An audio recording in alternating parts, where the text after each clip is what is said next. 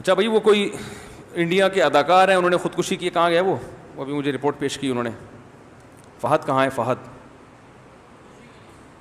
کس نے خودکشی کی ہے؟ انڈیا کے کوئی ایکٹر ہیں، جوان آدمی ہیں، بس نام لینے کی ضرورت نہیں، جو بھی تھے بہرحال.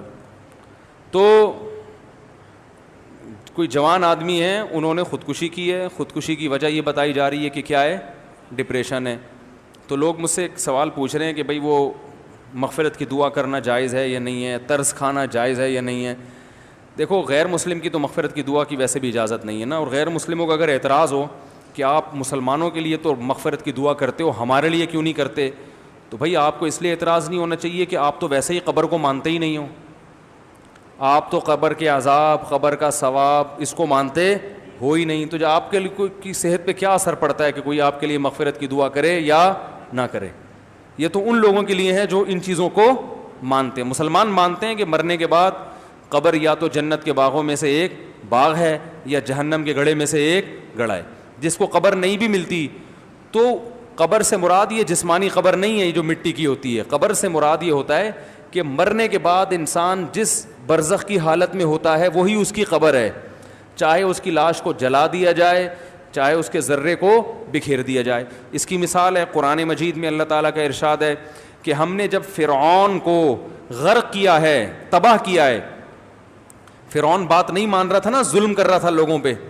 جب فرعون کو اللہ نے تباہ کیا تو اللہ فرماتے ہیں کہ النار یعرضون علیہا غدوا وعشیا، فرعون کو روزانہ صبح اور شام آگ میں جلایا جاتا ہے، روزانہ. وَيَوْمَ تَقُومُ السَّاعَةُ، اور جب قیامت قائم ہوگی تو اس کو دوبارہ زندہ کیا جائے گا، یعنی اسی باڈی کے ساتھ، اور کہا جائے گا ادخلوا آل فرعون اشد العذاب، اس سے بھی زیادہ سخت عذاب میں اس فرعون کو اور اس کے عیال کو داخل کر دو، اس کے جو فالوورز ہیں.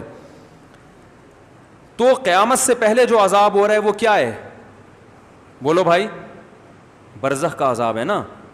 حالانکہ فرعون کو تو قبر نہیں ملی. فرعون تو مصر کی ایک عجائب گھر میں رکھا ہوا ہے، دیکھنے والوں کو کچھ بھی نظر نہیں آتا. وہ وہاں کھڑے ہوتے ہیں، نظر آئے گا فرعون ایک اس کی جو ہے نا وہ لاش کو حنوط کیا ہوا ہے کیمیکل لگا کے. لیکن قرآن کیا کہہ رہا ہے؟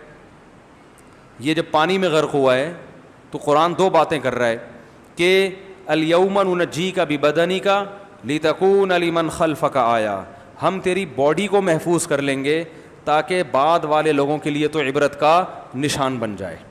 یہ پیش گوئی بھی قرآن کی پوری ہوئی. ہزاروں سال گزر گئے، فرعون کی باڈی بولو بھائی محفوظ، تاکہ بعد والے لوگوں کے لیے کیا رہے؟ یہ نشانی.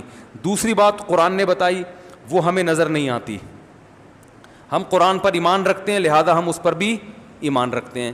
وہ بات یہ بتائی کہ فرعون کو عذاب دیا جا رہا ہے، صبح بھی آگ میں جلایا جاتا ہے اور شام کو بھی آگ میں بولو بھائی جلایا جاتا ہے. یہ فرعون جانتا ہے یا اللہ جانتا ہے؟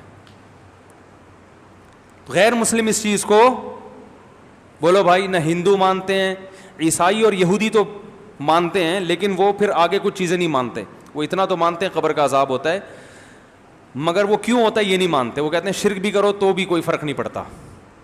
وہ کہتے ہیں ہمیں نہیں ہوگا یہ عذاب، جبکہ ہم کہتے ہیں آپ کو بھی ہوگا، اس لیے کہ آپ جیسے فرعون نے اللہ کی نہیں مانی تو آپ بھی اللہ کی نہیں مان رہے. اللہ کا سب سے پہلا حکم ہے توحید.